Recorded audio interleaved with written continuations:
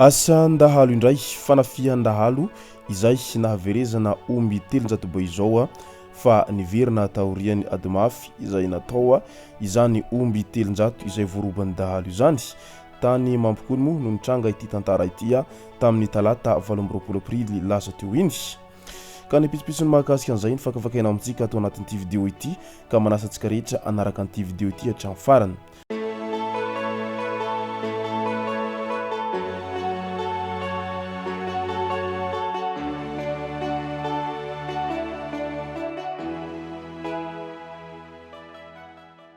Ny tonga tsy miaraba hono namantezitra ka dia faly miaraba isika rehetra mpanaraka sy tapaka an'ity chaîne ity tena komitiandro androany ity araka an'izay fanatsipiko zay dia ny mahakasika ny fahaverezan'omby 700 izay voaroba tany mampikony no tena iompanan-tsika atao anatin'ity vidéo ity fa milohan'izay dia andao aloha resantsika ireto tsara ho fantatra manaraka ireto ady hevitra mivadika aoka tsy ho lasa fizarazarana ny rafitra fanjakana io ny fanehoan-kevitra izay nataony Paolo Emilio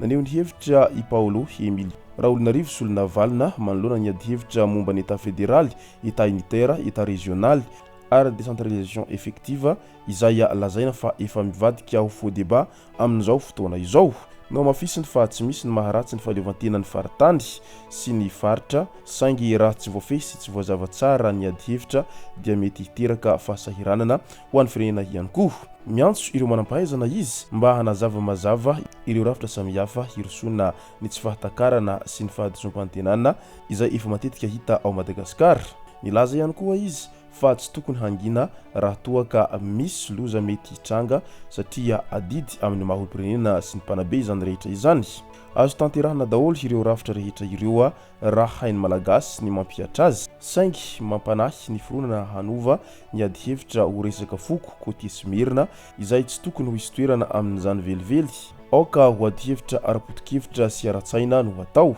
fa tsy fankahalana na fizarazarana. Mila saha mandinika ny lafy tsara sy ny lafy ratsy ny rafitra tsirairay isika vao afaka mandroso amin'izany hevitra vaovao izay tiantsika ho tanterahana izany ho inona marany hatrany. Seny fanavaozana ny listim-pifidianana izay hifarana ny 724 ny roso amin'ny fanavaozana tanteraka ny lista ny mpifidy sy ny registre ny mpifidy national ao Madagasikara seny araky ny didim-panjakana izay voasonia ny 14 aprily lasa teo iny. Dingana lehibe ity dia miendrika ny hanatsarana sy hanadio ny nyangon-drakitra momba ireo mpifidy mba hiantohana ny fifidianana mangarahara sy marina kokoa izay haharitra hatramin'ny 12 aprily 1724 ny fanavaozana izany rehetra izany araky ny fandaram-potoana izay napetraka antsy ho an'olom-pirenena rehetra ny handray anjara amin'ny fanavaozana sy ny fanamarinana ny anarana ao anatin'ny lista ny mpifidy. Dika izany fa mety azo antenaina araky izany izay hisy ny fifidianana tena mangarahara izay amin'ny fifidianana ho avy eo araingany mba ho tena izany tokoa ny zavatra ho hisy fa tsy sanatria akory hirahiraina foana ilay hoe fifidianana madio sy mangarahara nefa rehefa avy eo dia misy hosoka sy alabato ihany ao anatin'izay fifidianana izay. Fikambanana ambany tanàna indray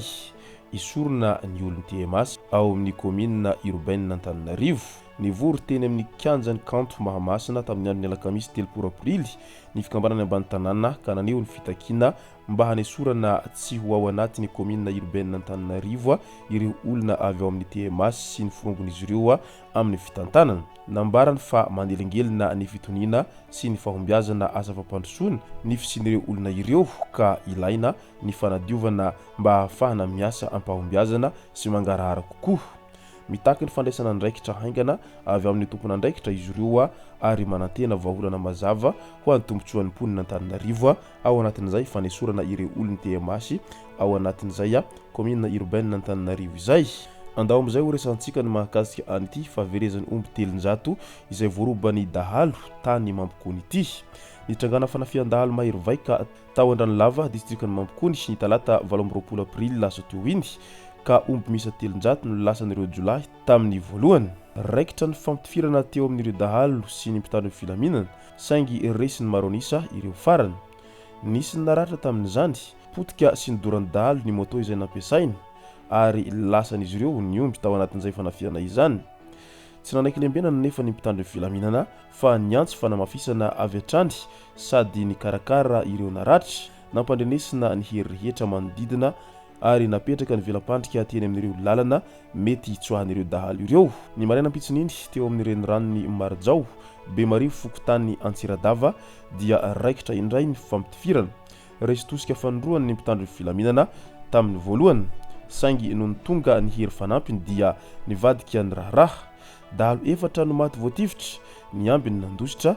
ary navelan'izy ireo teo ireo omby izay 300 izay tavaverina amin'ny tompony avy hatrany. Mampiseho ity tranga ity fa mbola olana lehibe ny tsy fahampiny mpitandro ny filaminana any amin'ireo faritra mafana raha hoarina amin'ny fitaovana sy ny hery ananan'ireo dahalo amin'izao ankehitriny izao. Mankahery ireo mpitandro ny filaminana izay naratra ary mankasitraka ny fahasahina sy ny fandraisana andraikitra izay nasehon'izy ireo. Midika izany fa tena mbola manjaka tanteraka ny asan-dahalo amin'izao fotoana izao na dia efa miezaka manao aintso zavatra aza ny mpitandro ny filaminana ka noho izany dia tokony ho ampiana araka an'izany ireo mpitandro ny filaminana amin'ny faritra rehetra indrindra fa amin'ireo faritra izay mafana amin'ity resaka asan-dahalo ity fa tena mbola averezin'ny dahalo araka izany ireo mpitandro ny filaminana raha toa ka tsy misy izay hery fanampiny izay tonga tany mampikony izay satria efa resin'ireo dahalo tao anatin'izay ady izay ny mpitandro ny filaminana vao tonga ireo mpitandro ny filaminana fanampiny nanampy azy ireo ka nahatonga an'izay fandresena azon'izy ireo izay tao anatin'izay fanjevona nisy teo mpitandro ny filaminana sy ny dahalo izay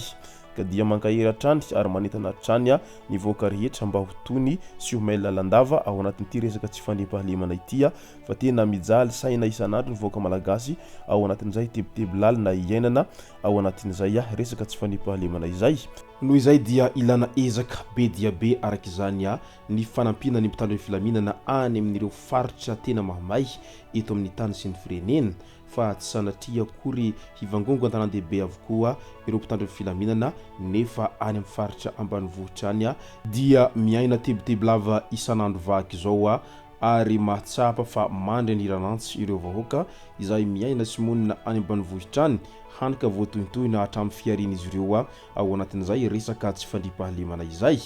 ka izay no tokony matimatesana amin'izao fotoana izao amin'ilay fanovana rafitra mba hiadina amin'izay asan-dahalo ary mba hampandry fahalemana ny vahoaka sy ny tany izay ao anatin'izao fotoana ny fanavoazana izao. Izay no masaka azona roso tao anatin'ity video ity tomboko lasy tomboko vavy misaotratsika rehetra nanaraka an'ity video ity hatramin'ny farany. Aza dino ny milaiky ny video antsika ary tsara voatrany miabone amin'ny chaîne antsika mba ahafahanareo manaraka tsy tapaka ny video izay lefa nahito isan'andro. Tomboko lasy tomboko vavy mankasitraka dia mirary soa.